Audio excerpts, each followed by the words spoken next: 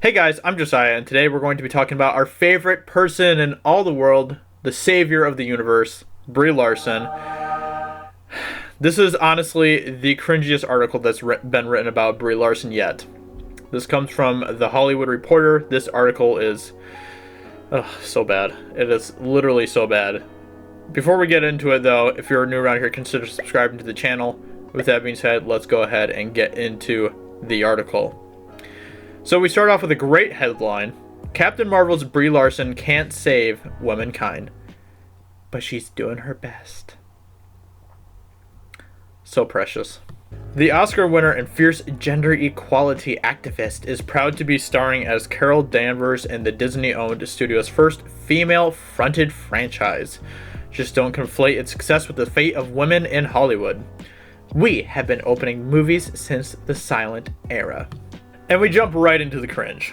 In a bright and airy dance studio on the austere stretch of Melrose Avenue in late January, Brie Larson is mid-spin, her face a mask of concentration, the faintest glow of perspiration on her brow.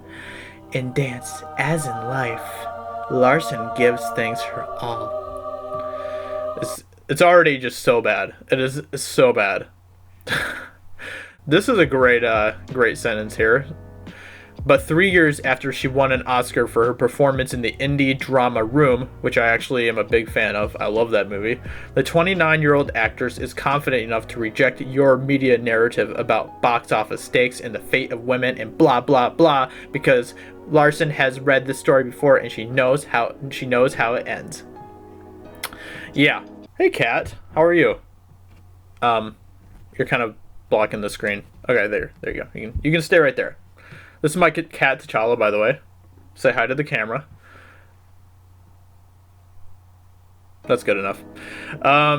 So we have here, I was learning how to sit at a conference table and slam my hands on the table and say, "You need to listen to what I'm saying, 'cause I'm a whammon."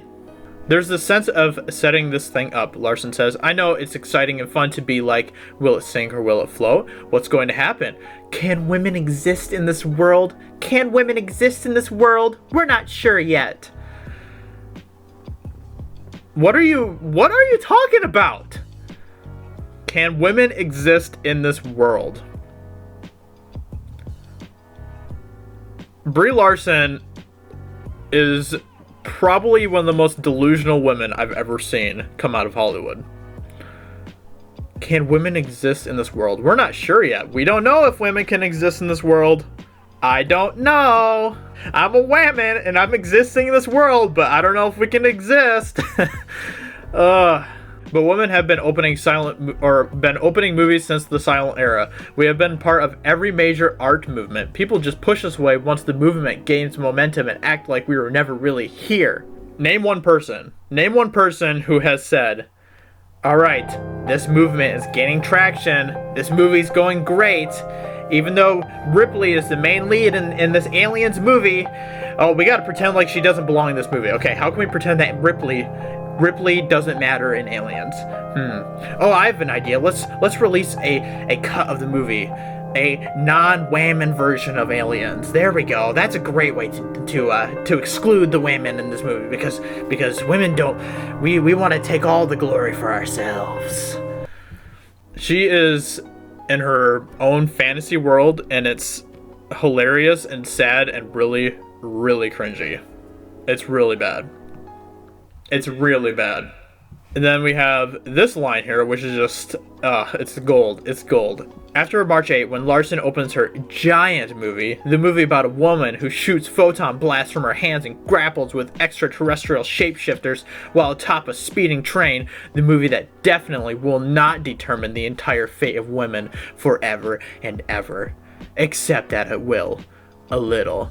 So, you make it sound like if this movie flops, if this movie isn't good, women are gonna be extinct. Like, what? What? Oh my gosh, this is so bad. It is so bad. The movie that definitely will not determine the entire fate of women forever and ever, except that it will. A little. This is the cringiest article I've seen yet about Brie Larson. They're acting like she's like the second coming of Christ or something. Like, it is absolutely unbelievable. People don't care about your women activist crap and all that stuff. You know, Wonder Woman was a great movie that came out a couple years ago, and like nobody was like, oh man, this is gonna change women forever. This is gonna open up the doors to womanhood. It was a great movie. I loved Wonder Woman. I thought the movie was fantastic, and there was never this level of awful gender identity politics going on with that movie. And that is probably why I liked it, because they didn't try to treat Wonder Woman like she was some, you know, super freak show thing that they had to parade around and all that stuff. They just treat her like a normal human being that was inspirational, and she was inspirational. Wonder Woman was great. And Gal Gadot is amazing. She's great. She really is. She is definitely one of the women in Hollywood that I follow quite a bit, because she's great. She's very inspirational to women, and that's awesome. But she does it without having to feel like she has to put down the other gender and stuff, you know. And that's the difference between Brie Larson and Gal Gadot, is because Brie Larson feels like she has to attack white men all the time and stuff, and it's just ridiculous. Anyway, I'm not going to continue reading this article because it's just a bunch of crap. You can look it up if you want to on Hollywood Reporter and read it yourself. It is absolute garbage. And yeah, apparently Brie Larson is Jesus Christ. So let's just remember that. All hail to Brie Larson. Hopefully she can save womanhood. And yeah, I just hope that women can be saved. Let's just hope that this happens. And yeah, I hope you guys enjoyed today's video, and I'll talk to you very soon in another video. Talk to you later. Bye.